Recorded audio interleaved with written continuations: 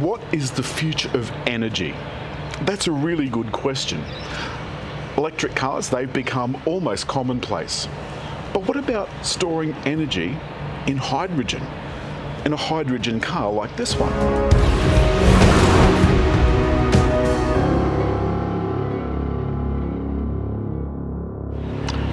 To help us, Scott Nargar with Hyundai is here to answer a few questions. Scott? Good morning. Welcome. What can you tell us about hydrogen? First of all, how is it produced? We can produce hydrogen from a number of ways, but the one that everyone's talking about these days is producing it from green resources, so using excess wind power, tidal, solar power to create it using electrolysis. So in a way, that's just taking the energy from wherever and storing it in a tank. Yeah, that's right. And we find in Europe and North America, it's happening right now where there's excess renewables, so it's curtailed during the day. They don't need it for the grid, so it's then used. People actually pay to take the energy off the grid and make hydrogen from it. So it's a great way of using the additional energy when there's too much wind shining, too much wind blowing, to actually to get it into another molecule, being hydrogen, and then have it stored and then use it when we need it. Because they were talking about the efficiency of that, which was that it took more energy to produce the hydrogen than you got out of it at the other end. But it doesn't matter because that renewable energy would have to go somewhere or be wasted. That's right. Yeah, you can't store. You can store in batteries, but they get to a certain point when they're full. But with hydrogen, we can keep producing it, keep storing it. We can inject it into gas grid, gas pipelines like we're doing in Australia now. It's happening right across Europe and North America and Asia. Everyone's looking at a way of using hydrogen to, one, use excess renewables, but also help complement the grid. And the other thing is that you're not putting it into an internal combustion engine to burn like you do with petrol and diesel. You're putting it into, in this case, a fuel cell. And a fuel cell could also power a house. That's right. The fuel cell stack in the NEXO next to us is about the size of a carton of long neck of beer. Yeah. We all know how big that is. Exactly. So about this big. And it's got no moving parts in it, but what it has is 440 plates. Each one of those plates makes between 0.8 and 1 volt.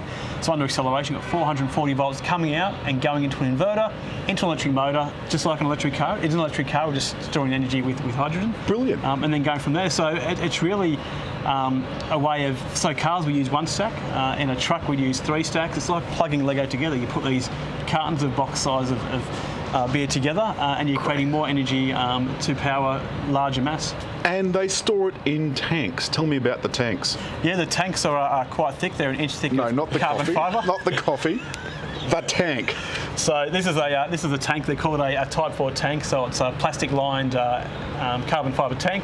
So you can see that is quite thick. That would be, what, 3 centimetres or so? Yeah, about 3-4 centimetres thick. And they're a great tank. So to test the tanks, we put them, do far more testing than we do for petrol tanks. So we over-pressurise them. So the normal operating pressure is 700 bar or 10,000 psi.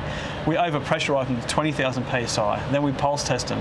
Then we drop them from a crane on the concrete. Yep. Then someone picks it up, puts it into a fire bath. We then generate more pressure under heat in a fire bath, and then we fire rounds at it through a gun. So, a normal car wouldn't pass the first test, let alone having rounds fired at it, over-pressurised in a fire bath. In the real world, you'll have 3 tanks of this construction in one of these NEXO vehicles, which we're bringing the review to later in the week. How big are they? Yeah, the tanks hold, in total, there's 6.33 kilos of hydrogen. So it doesn't sound like a lot, but they're about this long. They're about this long and they're about that thick, about the derma. So they're huge. They're about this thick. So they're huge. But they're all tucked under there quite nicely. They're not impacting the rear passenger height for comfort. They're not impacting the load carrying space. They're tucked in nicely under between the chassis of the vehicle, between the front and the rear axles. But each tank holds just over 2 kilos of hydrogen each. But think about your gas bottle at home. It's holding 9 kilos of propane. Yeah. We've got something holding 6.33 kilos of gas, and we're getting over 660 kilometres. In fact, this exact car here, you'll see under all the red dust under the engine bay. We did. This car here set the world record earlier this year, going from Essendon Airport. Our stretch target was Broken Hill. We made all the way to Silverton, which is great because we're And then you kept going. Another 50 k's into the desert. Unfortunately, we didn't have cameras and lights and things, and we ended up driving a lot further for a lot longer. So got half a k short of 888 kilometres. 888. And the thing about driving 888 k's in one of these Nexos is that it does have an auxiliary battery, so to capture things like recuperative braking and all of that sort of stuff, to extend that range even further. But with a pure battery car, once it runs out of batteries, it runs out of batteries, and that's it. There's no way to charge it. You'd have to tow it. That's right, you have to tow it or take it to the nearest DC charging station, get a rapid charge up. But with hydrogen cars, fill this tank. Yeah, 3-minute refilling. We've got great range in the vehicle, so ours, our competitive vehicles, especially heavy vehicles, trucks and buses, we've all got great range. And it's also, if you do run out of gas, it then goes onto a battery. If you do run out of battery and you've given every warning in the world to pull over, then you're going to call out the NRMA or one of the motoring clubs. And what we do see in Germany and other places, so the ADAC in Germany has a guy some scuba tanks. He pulls out the back of his ute, he drives up, and all you're doing is taking taking the pressure from the tank and equalising with the pressure in the car. So you might get 20, 30, 40 grams in there. And you might that's get 50 k's. Also how this machine behind us works, which is essentially a large tank and pump. That's right. We pressurise the hydrogen up. It goes into the high pressure tanks, and all goes it is into a the car cascade here? fill. Yeah, it just goes from a cascade through the hose here into the vehicle. All we're doing is equalising what pressure we've got in the hydrogen station with what's in the car. And in this case, it's a half pressure fill. It gets us up to 350 bar in Europe, and the station. Allegedly, it's 300 odd kilometres, but it's not. Yeah, we tried that the other day. Got 220, and you can see that it's a really easy process. You just walk around to the front of the machine, unlock the card just like you would at a petrol bowser, connect it up, pull the handle, and with a few little twiddles inside, this thing's filling your car, and in 3 minutes you've got about, well, allegedly 300 kilometres, but it's not, it's 218. Yeah. And this station is a 2004 model station. It's a very old station. Let's have a quick look at that. Yep. Excuse the noise. We'll just have to talk around it, pile driving over yonder. When the gas comes, it arrives over here. That's right, it comes in packs. So we get these from Corgas in New South Wales here in Port Kembla. It's one of the oldest gas plants in Australia, so they come in 12 packs. It's a 200 bar of pressure, so it goes through into the manifold, comes across into electric motor, which then goes through and powers the compressor at the front of it, so a big piston diaphragm compressor. And that takes it from 200 bar up into 400 bar in the tanks here. So the tanks just hold it at 400 bar, so we can cascade down into the vehicle. And then it goes through all these lovely pipes. Yeah, there's a lot of piping here. This is a 2004 model station. We purchased it from the States in 2014, but it is very old technology, this station, so it shows you how long it's been around for. This is actually in a warehouse in Texas, doing a couple of thousand fills a year on forklifts. So we purchased it, and it was a way of getting hydrogen into a car. So we got the first left-hand drive iX35 fuel cell vehicle here in 2014. We needed to refuel it, so this was the best way at the time. Obviously, we've moved a long way from this technology now, and we're actually replacing this station with basically a newer version of this made by the same company. But it's just a pure coincidence that the electric motor is Hyundai. It's got a Hyundai electric motor, but the new station is in the same footprint. We'll have 700 bar of pressure, so full pressure. We'll have pre-cooling, so we'll chill it before it goes in the car to get a 3-minute fill. And we'll make 20 kilos of green hydrogen on site in something the same footprint. In fact, it'll be smaller. We won't need this area here because we won't be storing hydrogen. We'll be making it and dispensing it into the vehicle. So that means that you would be able to, if you had the money, you could put one of these things in at home, and you could make your own hydrogen. Potentially, yeah. So probably be cheaper just to buy the hydrogen from somewhere else. It is, and that's where traditional forecourts and service stations are going to come into play. When I'm working in Europe, I've used about 50 hydrogen stations across Europe, across many of the countries, especially Germany. There's 92 operational stations in Germany today, another 15 under construction. So if you want to have a look at a great app on your phone, look at H2 Live. It's an app looking at all the stations in Europe.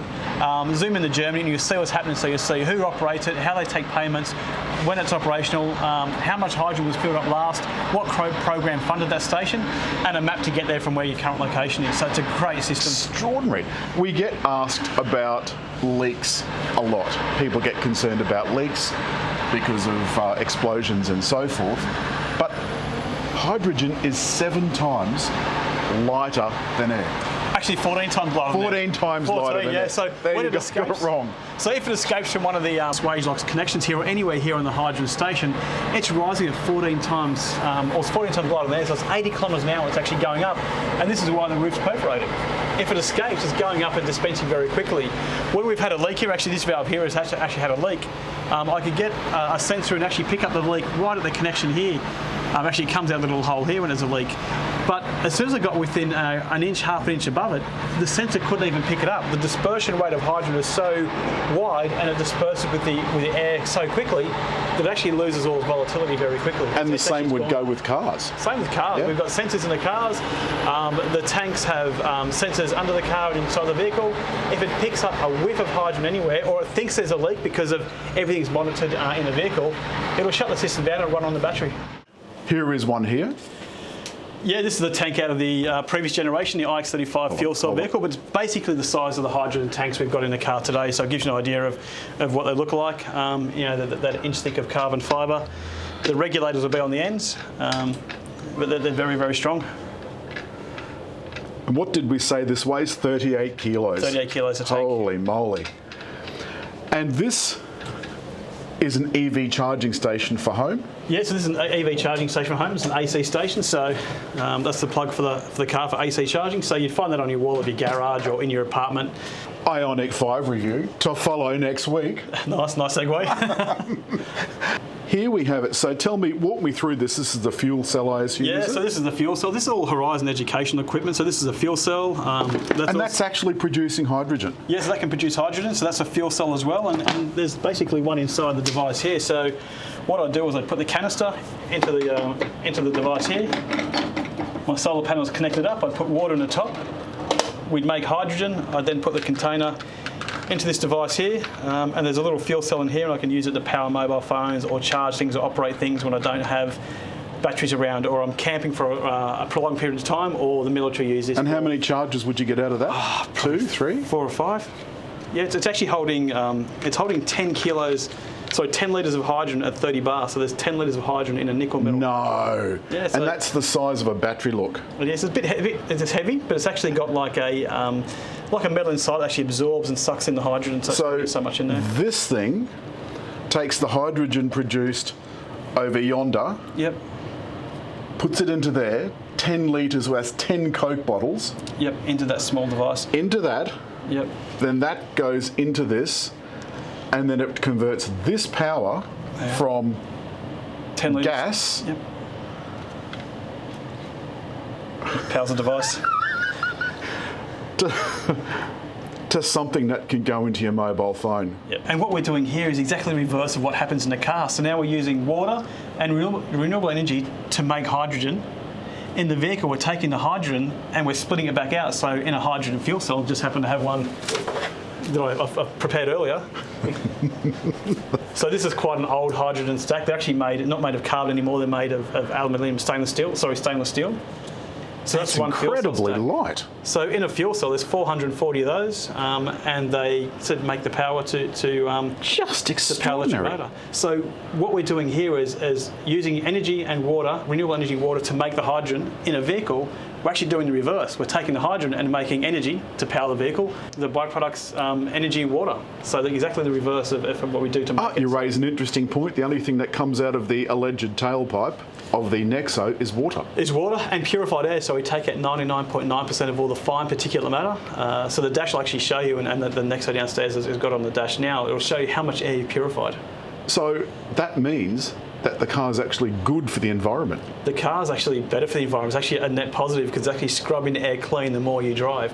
And a truck or a bus or a train or a ferry is going to have 4, 5, 10 times more fuel cell stacks in them. So you're going to be scrubbing and cleaning 10 times more air. It doesn't get any better, does it? And powering the future. And powering the future. So we're looking outside here. Plenty of sunshine, plenty of wind, plenty of space. Why wouldn't we be putting in more renewables and powering our future? Why are we importing 97% of our fuel from overseas? And that's going to start the transition. Those companies today that are powering their stations with imported fuel are all looking to get into this space. Just extraordinary. It's their parent companies overseas. They're the stations I'm using in Germany and London and in California. So we know when countries plan to ban the sale of internal combustion, they either move to electric cars or they move to hydrogen, depending on the mass of the vehicle.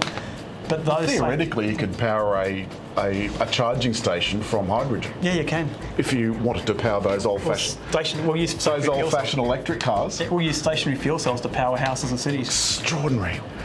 All right, Scott. Well, thanks for that. That is absolutely brilliant. I am a convert. And I've driven the NEXO, watch for the review, this week. I think it's brilliant. We look forward to getting into further generations of cars and everything else we bring in. Thanks for watching.